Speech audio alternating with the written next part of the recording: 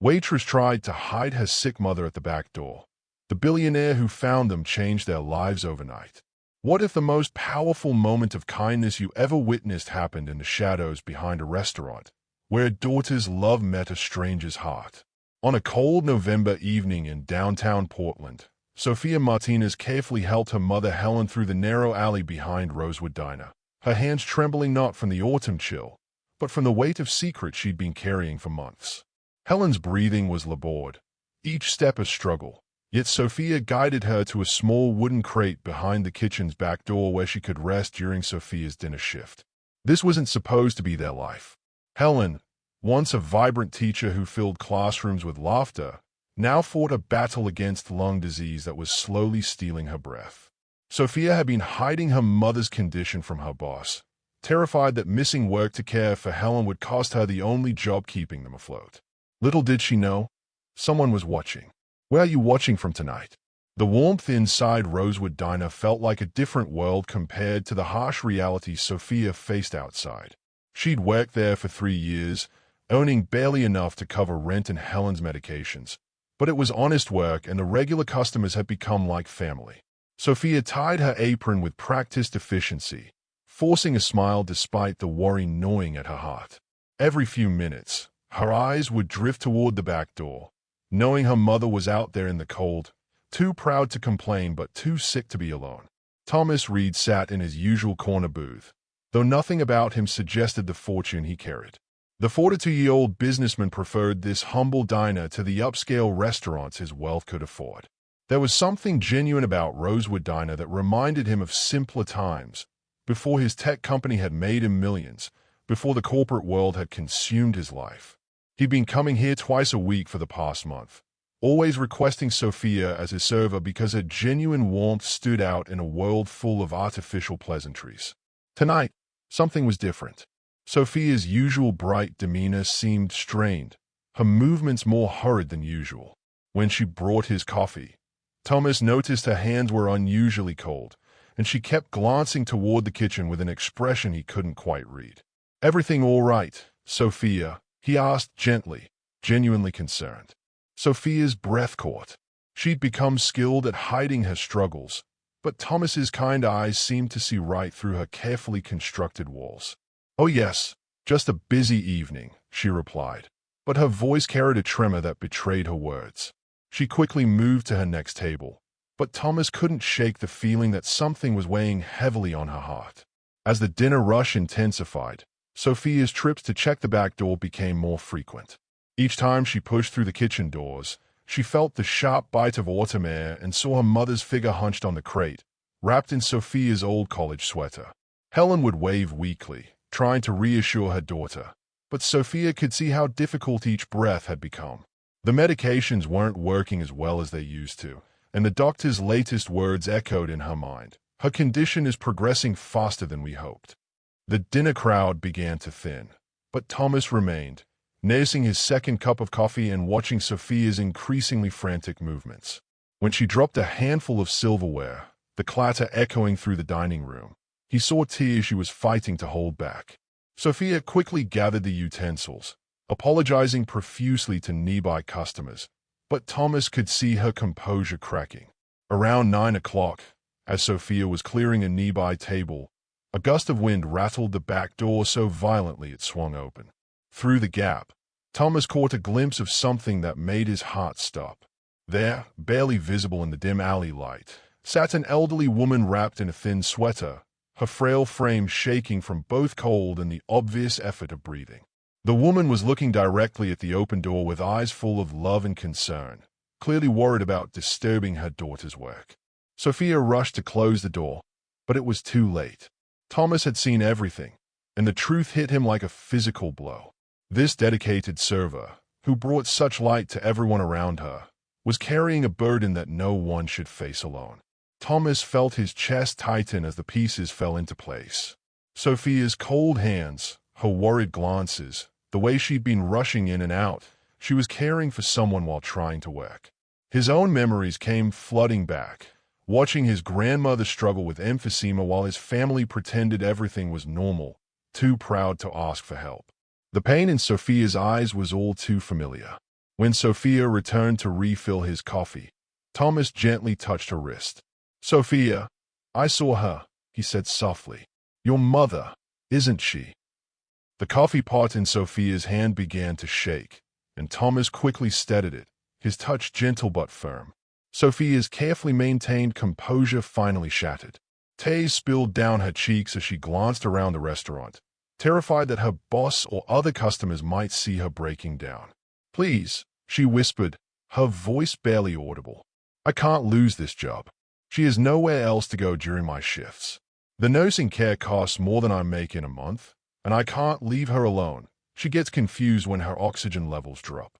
Thomas felt his heart breaking as the full scope of his sacrifice became clear. Sophia had been choosing between her mother's comfort and her livelihood, finding an impossible middle ground that was slowly destroying them both. "How long has she been waiting out there tonight?" Thomas asked, though he dreaded the answer. Sophia's face crumpled. 3 hours. I know it's wrong, but the senior center closes at 6, and my shift doesn't end until 10. I bring her blankets and check on her every few minutes. But her voice broke completely. She was a teacher for 37 years. She taught hundreds of children to read, helped so many families. She deserves better than sitting on a crate in an alley. Thomas stood up slowly, his mind racing. This woman had been saving others with such grace while carrying this enormous burden. "What's your mother's name?" he asked. "Helen," Sophia replied, wiping her eyes. "Helen Martinez. She's the strongest person I know. But this disease, it's taking everything from her. Her independence, her dignity, her ability to breathe without struggle." The restaurant's atmosphere seemed to shift as Thomas absorbed this information. Other customers continued their conversations, unaware of the profound moment unfolding in the corner booth. Thomas reached into his wallet, but instead of pulling out money for his bill, he drew out a business card. "Sophia, I need you to trust me on something," he said, his voice carrying a weight that made her look up despite her tears. "I know you don't know me well, but I've been coming here long enough to see what kind of person you are. The way you remember every customer's order, how you stay late to help your coworkers, the kindness you show even when you're clearly exhausted, that speaks volumes about your character." Sophia stared at him, confusion mixing with her distress. "I want to meet your mother," Thomas continued. "Not as a customer, but as someone who understands what you're going through. If this moment of compassion is touching your heart, please give this video a thumbs up to let us know you're feeling this journey with Sophia and Helen." The wind howled again outside, rattling the back door, and Sophia realized she had to make a choice. Would she let this kind stranger into their private struggle, or would she continue carrying this burden alone? Sophia's hands trembled as she looked at Thomas's business card, though the words seemed to blur through her tears. Thomas Reed, Chief Executive Officer, Reed Technologies. Her breath caught. She'd heard of Reed Technologies, the company that had revolutionized medical devices for elderly care. But the man sitting across from her looked nothing like the powerful billionaire she'd imagined. His eyes held the same gentleness she'd come to appreciate in their brief interactions, but now they carried something deeper, understanding born from personal experience.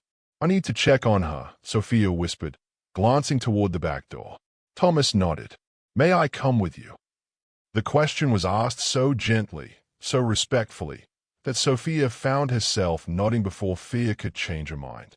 Together, they walked through the kitchen, past the surprised looks of the cook and dishwasher, and stepped into the cold night air. Helen Martinez sat exactly where Sophia had left her, though her breathing had become more labored. When she saw Sophia approaching with a stranger, she tried to straighten up, that familiar pride flickering in her tired eyes. "Mama, this is Thomas," Sophia said in Spanish, then switched to English. "Thomas, this is my mother, Helen." Thomas knelt down beside the crate, bringing himself to Helen's eye level rather than towering over her. This simple gesture spoke volumes about his character. "Mrs. Martinez, it's an honor to meet you," Thomas said, his voice warm and respectful. "Sophia tells me you were a teacher." Helen's face brightened despite her discomfort.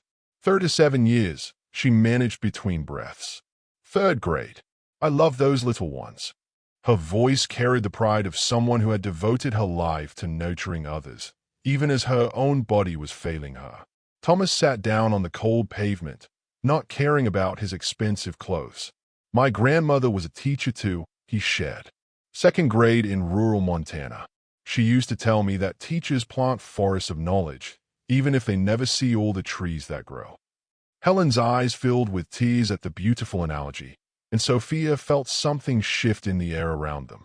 Mrs. Martinez, Thomas continued, I want to ask you something, and I hope you'll be honest with me. How long has it been since you've been able to sleep in a warm, comfortable bed? Helen's face fell, and she glanced at Sophia with a look of someone who had been protecting her daughter from the truth. The heating in our apartment has been broken for 2 weeks, Sophia admitted quietly. The landlord says it'll be fixed soon, but Mama's condition gets worse in the cold. Thomas felt a familiar fire building in his chest, the same rage he'd felt watching his grandmother suffer from a broken system that failed its most vulnerable members. But he channeled that energy into determination rather than anger. Helen, he said, taking her frail hand gently, what if I told you there was a place where you could be warm, where trained nurses could monitor your breathing, where Sophia could visit anytime she wanted without worrying about work or money? Helen looked between Thomas and Sophia, hope and disbelief warring in her expression. Have you ever faced a moment when a stranger's kindness felt like a miracle you didn't dare hope for? Let us know in the comments below. We'd love to hear your thoughts. But even as hope flickered, Helen's ingrained independence made her hesitate. Young man, we don't accept charity. Thomas smiled at Helen's words, recognizing the dignity that had shaped Sophia's character. Mrs. Martinez, this isn't charity. This is justice. He stood up slowly, helping Helen to her feet with surprising gentleness. Sophia, do you remember what you said about your mother teaching hundreds of children to read? Sophia nodded, confused but hopeful. Well, it turns out the universe is a way of balancing things. Thomas pulled out his phone and made a quick call. Maria, it's Thomas. I need the guest suite at Grandview prepared immediately. Full medical setup, oxygen concentrator, the works. And call Dr. Patterson. Tell her we have a new patient who needs respiratory care tonight. Sophia's eyes widened. Grandview was Portland's most exclusive assisted living facility, the kind of place that cost more per month than she made in a year. Mr. Reed, Sophia began, but Thomas held up his hand gently. Let me explain something, he said, his voice carrying the conviction of someone who had found his purpose. 3 months ago, my company developed a new oxygen therapy device. The clinical trials were struggling until we partnered with a retired teacher who helped us understand how to make the technology user-friendly for elderly patients. That teacher's insights didn't just improve our device. They've helped thousands of people breathe easier. Helen gasped. Though whether from surprise or the effort of breathing, Sophia couldn't tell. Thomas continued. That teacher's name was Mrs. Eleanor Patterson, and she spent her final months helping us because she said teachers never really retire from helping others. Before she passed, she made me promise that if I ever met another teacher in need, I would honor the gift she gave to countless patients. Sophia felt her knees go weak. Are you saying? Thomas nodded. Helen's care isn't charity, Sophia. It's a debt being paid forward by another teacher who believed in the power of education and kindness. Mrs. Patterson specifically set aside funds for educators facing medical hardships. As if summoned by their conversation, a sleek black car pulled into the alley. Not a limousine, but a comfortable sedan with a worn-looking woman in scrubs sitting in the passenger seat. That's Maria Santos, the head nurse at Grandview, Thomas explained. She's been waiting for the right person to help. Helen looked at Sophia with tears streaming down her weathered cheeks. Mija, she whispered, maybe it's time to let someone help us. Sophia hugged her mother gently, feeling the fragility of her frame but also the strength of her spirit. For the first time in months, Sophia felt the crushing weight of constant worry begin to lift from her shoulders. Thomas knelt down one more time beside Helen. Mrs. Martinez, there's something else. Grandview has an educational outreach program for children in the community. If you're feeling up to it someday, we could use a retired teacher to help kids with reading. No pressure, no schedules, just when you feel strong enough. Helen's face transformed with joy. You mean I could still teach? As Maria approached with a wheelchair and warm blankets, Sophia realized this wasn't an ending but a beginning. Thomas looked at both women with genuine warmth. Sometimes the best stories are about teachers who never stop learning that they are worthy of the same kindness they've given to others. If you've been moved by this story of compassion and second chances, please subscribe to our channel for more heartwarming tales that celebrate the extraordinary kindness of ordinary people. The car was ready to take Helen to a new chapter of dignity and care. 6 months later, Sophia stood in the sunny garden at Grandview, watching her mother read to a small group of children from the local elementary school. Helen's breathing was easier now, thanks to the advanced medical care and the hope that had returned to her life. The oxygen tank beside her chair was barely noticeable, hidden behind a colorful reading pillow that one of her young students had made for her. "She's amazing with them," said Dr. Patterson, the respiratory specialist who had become like family to both women. The children's reading scores have improved dramatically since Helen started the program. But more than that, she's taught our staff that healing isn't just about medicine. It's about purpose and connection. Sophia smiled, adjusting her new name tag that read Sophia Martinez, Community Liaison, Grandview Educational Outreach. When Thomas had offered her the position, she'd been hesitant to leave her restaurant family. But the opportunity to help other families facing similar struggles felt like destiny.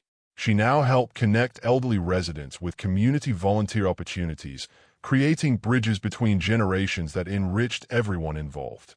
Thomas approached from across the garden, carrying 2 cups of coffee and wearing the relaxed smile that had become his trademark since shifting his business focus toward humanitarian work. "How's our star teacher today?" he asked, settling into the bench beside Sophia. Through the large windows, they could see Helen helping a shy 6-year-old sound out the words to Charlotte's Web. "She told me yesterday that she feels more useful now than she did before getting sick," Sophia shared, her voice full of wonder. "She says every breath feels precious because she knows she's making them count." Thomas nodded, understanding completely. His own life had been transformed by that night in the alley. Witnessing Sophia's dedication and Helen's grace had reminded him why he'd gotten into medical technology in the first place. "There's something I want to show you," Thomas said, pulling out his phone. He scrolled to a video message and handed it to Sophia. On the screen, a young boy with bright eyes began speaking. "Dear Mrs. Helen, my name is Carlos and I'm in 2nd grade. Because you taught me to read better, I got to read a whole book to my baby sister. My mom says you're a hero teacher and I agree. Thank you for making reading fun." Sophia's eyes filled with happy tears as she watched message after message from children whose lives Helen had touched through the reading program. "We've gotten hundreds of these," Thomas explained. "Helen doesn't know yet. We're planning to show them to her at next week's celebration." As the afternoon reading session ended, Helen slowly made her way over to them, her step steady and her smile radiant.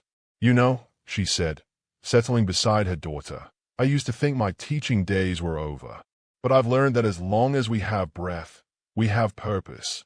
And sometimes our greatest lessons come from the students we teach when we think we have nothing left to give."